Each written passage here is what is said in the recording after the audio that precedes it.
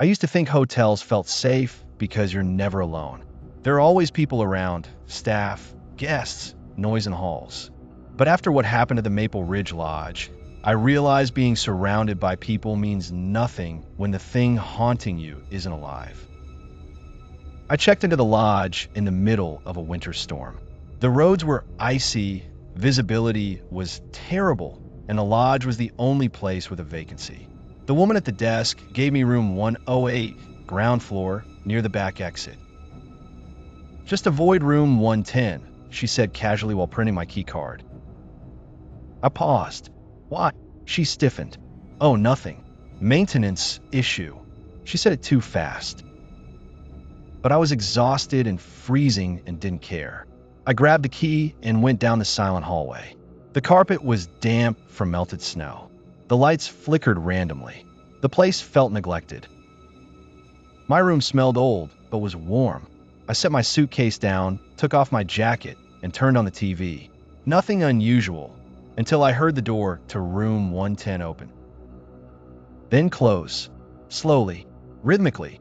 Open, close, like someone pacing through the doorway.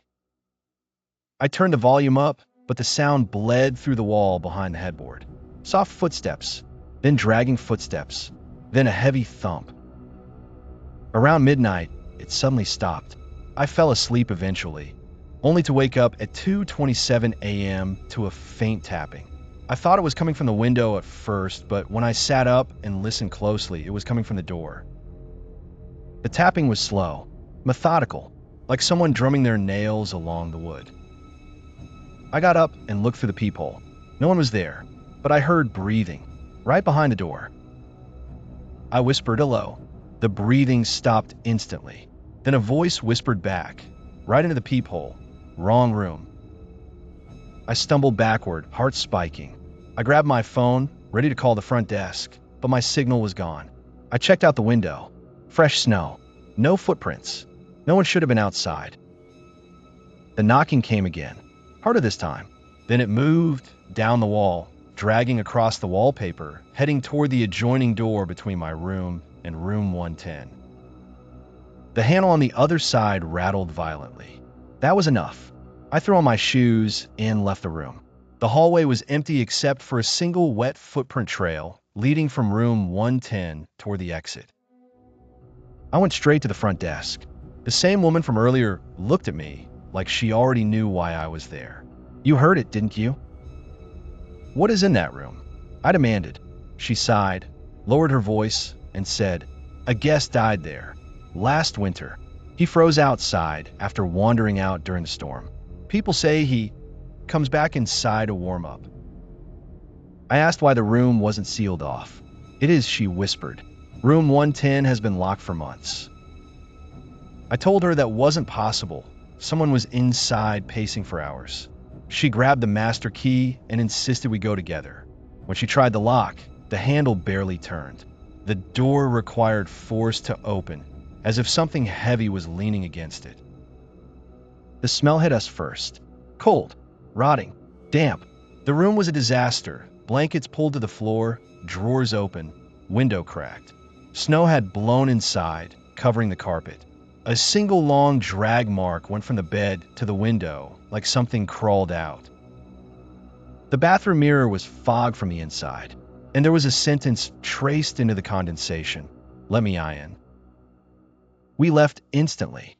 She locked the room, shaking, and apologized repeatedly. I switched to room 214 upstairs and tried to sleep. I woke up at 4:12 a.m. to the sound of tapping again. Not at the door, at the window. Slow, icy tapping.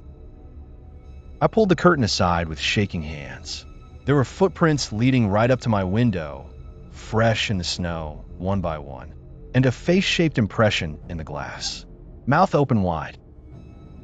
I packed and left the hotel before sunrise.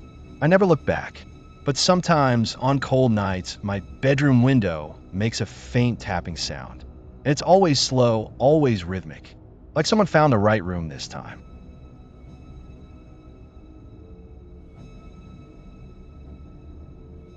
I've stayed in dozens of hotels for work, but nothing prepared me for what happened in room 407 of the Glendale Crest.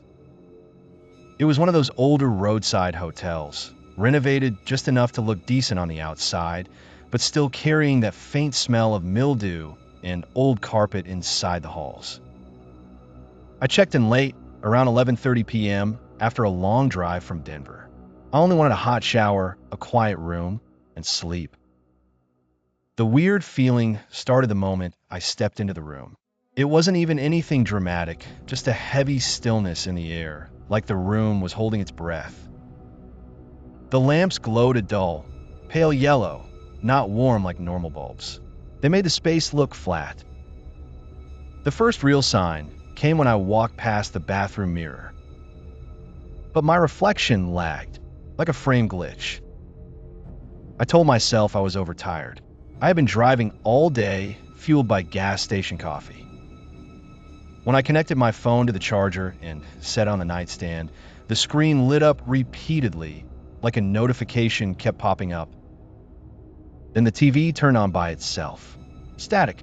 No channels. Just static. I unplugged the TV from the wall. It stayed on. I backed away to the bathroom again, and this time, the reflection wasn't delayed. It was different. My reflection wasn't standing the way I was. I was standing upright, but the reflection showed me leaning forward slightly. My eyes in the reflection weren't normal. They were slightly too wide, too white, too focused. I stumbled back into the main room, heart racing so hard I could hear it in my ears. But the door wouldn't open.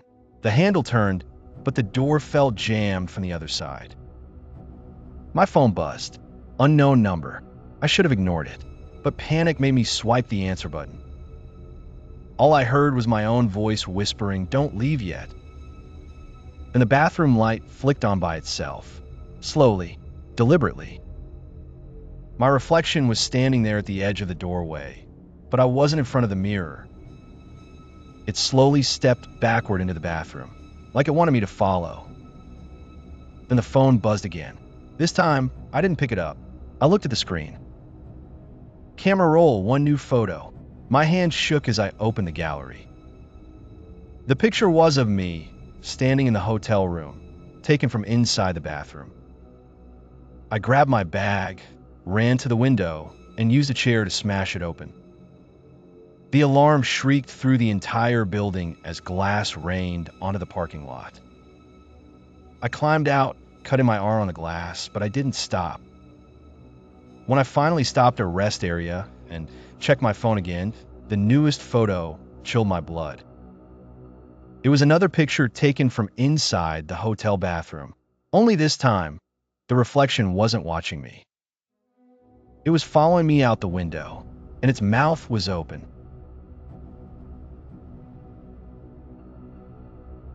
I always used to laugh at people who said hotels were haunted. I worked in hospitality for years and stayed in over 100 different rooms. Nothing ever bothered me until I stayed at the Crescent Harbor in last December. It wasn't a fancy place, just a mid-range, coastal hotel where business travelers stop for a night or two. I was there for a 2-day tech conference. The room they gave me was 912. It looked normal, clean sheets, muted blue colors, nothing special. I set my bag down, ordered food on an app, and took a shower. Everything felt routine until I stepped out of the bathroom and heard the room phone ring. Not my cell phone, not the hotel line from the front desk. The room's landline phone. Nobody uses those anymore. I hesitated before picking up. When I finally brought it to my ear, all I heard was breathing. Slow, steady breathing. I said hello, twice. No response, just heavier breathing, like someone struggling to inhale. Front desk. I asked, "Is something wrong?" Still nothing. Then a whisper, barely audible, "Don't open your door tonight." I froze. The line clicked off. I hung up and laughed nervously. Probably a prank. Maybe another guest messing with the hotel phone system. I shrugged it off and started unpacking. But then, 3 slow knocks on my door. I checked the peephole. No one was there. I opened the door a crack and looked down both sides of the hallway. Empty. Silent. Only the faint hum of the ice machine far away. I closed the door, telling myself it was probably kids or staff. 10 minutes later, the landline rang again. I didn't want to answer it, but the ringing felt louder this time. It echoed strangely, almost vibrating through the room. I lifted the receiver. This time, no breathing. Just the same whispered voice. Someone's gonna knock again. Don't answer. I hung up immediately. The voice was wrong. Something about it sounded distorted, metallic, stretched, like it didn't fit in the human range of sound. I unplugged the phone entirely and put on the desk, tried to shake off the unease. Then came the next knock. Not 3 knocks like before. Not playful or hesitant. This was one heavy, deliberate thud, like someone putting their entire weight into it. The door shuttered.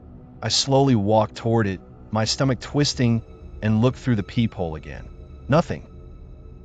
But something fell off. The hallway's lighting looked dimmer, like the light outside my door had flickered or burned out. The far end of the hall looked strangely stretched, like it didn't end where it should. I backed away from the door. Another knock. Harder. I sat on the bed, breathing fast, debating whether to call the front desk from my cell phone. Before I could dial, my food delivery guy called. I answered instantly, grateful for something normal. "Hey, I'm downstairs," he said. "Coming up with your order." "Cool," I said. "Just knock normally." He laughed. "Sure thing." I waited. 5 minutes passed. Then 10. No knock. No footsteps. Nothing. My phone buzzed, another call from him. "Room 912, right?" "Yeah. I've been knocking for 5 minutes. Are you sure you're inside? Lights are on, but I didn't hear anything." I cut in. "Knock again right now." He did, but I heard nothing. Silent. "Dude," he said, "I'm literally knocking right now." I got up and looked through the peephole again. This time, he was there, standing in front of my door, holding the takeout bag, knocking repeatedly. But the sound wasn't coming through the door. It was like the room was swallowing the noise, like the walls were absorbing it. I opened the door quickly, grabbed the food, tipped him too much, and shut it again. My entire body was shaking. Something was seriously wrong with this room. I ate barely a few bites before deciding I'd sleep with the lights on. I checked the lock twice, put the chain on, and eventually drifted off. I woke up around 3:40 a.m. to the sound of the landline ringing. It wasn't plugged in, but it rang anyway. It rang so loudly the lamp next to it buzzed. I stared at it, frozen, before answering.